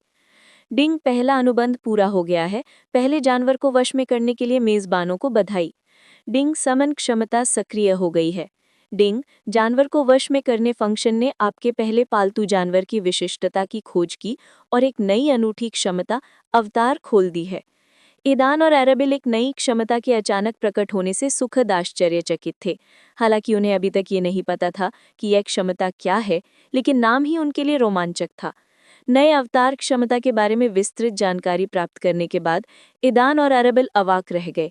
ये बहुत अच्छा था और उन्हें इसकी सचमुच जरूरत थी। डॉपलगैंगर दोनों की नकल कर सकते थे और यहाँ तक कि कुछ क्षमताओं की नकल भी कर सकते थे, लेकिन इसके बावजूद डॉपलगैंगर अपने विचारों और इच्छाओं के साथ अलग अलग प्राणी थे। नई अवतार क्षमता सक्रिय होने पर दोनों प्रतिरूपों को हूबहू प्रतिरूपों यानी हूबहू अवतारों में बदल देती है। वे दोनों की क्षमताओं की पूरी तरह से नकल करेंगे, जिनमें वंशज और सभी कौशल शामिल हैं, लेकिन कुल मिलाकर शक्ति स्तर उनसे थोड़ा कम होगा। लेकिन इस क्षमता की सबसे आश्चर्यजनक बात यह है कि उनके और अवतारों के बीच का संबंध। सक्रिय होने के बाद प्रतिरूपों की चेतना उनकी खुद की चेतना की प्रतियों से प्रतिस्थापित हो जाती है, जिससे प्रतिरूप वास्तविक अवतारों में परिवर्तित हो जाते हैं। मुख्य चेतना और अवतार चेतना के बीच एक विशेष संबंध स्थापित हो जाता है। अवतार को जो भी ज्ञान प्राप्त होगा और कौशलों के अभ्यास में प्राप्त सभी सफलताएं मुख्य चेतना को हस्तांतरित हो जाएंगी। फिलहाल इस दंपति के पास अपने कौशलों और क्षमताओं का अभ्यास करने के लिए पर्याप्त समय नहीं है, और ये अवतार उनके लिए आवश्यक मदद हो सकते हैं। इसके अलावा इस संबंध के कारण दोनों अवतारों के शरीर को नियंत्रित कर सकते हैं और उपन्यासों की तरह अवतारों का उपयोग करके उतर सकते हैं और लड़ सकते हैं। इससे अनेक संभावनाएं खुलती हैं। यद्यपि ये दंपति अभी इस बारे में पूरी तरह आश्वस्त नहीं है, लेकिन यदि वे अपने हमशक्लों को किसी अन्य दुनिया में छोड़ सकें और अवतारों की क्षमता का उपयोग कर सकें, तो वे इस दुनिया में आए बिना ही जानकारी प्राप्त कर सकेंगे और यदि आवश्यक हुआ तो अवतारों के शरीर को नियंत्रित कर सकेंगे। चेतावनी: ये सिस्टम दृढ़ता से अनुरोध करता है कि आप अवतार क्षमता का दुरुपयोग ना करें। इस क्षमता के बार बार उपयोग से डॉपलगैंगर की चेतना में विकृति और यहाँ तक कि क्षति भी हो सकती है। इसका प्रयोग सोच समझ कर करें और डॉपलगैंगर की सहमति के बाद ही करें, यदि आप उनका व्यक्तिगत तौर पर सम्मान करते हैं।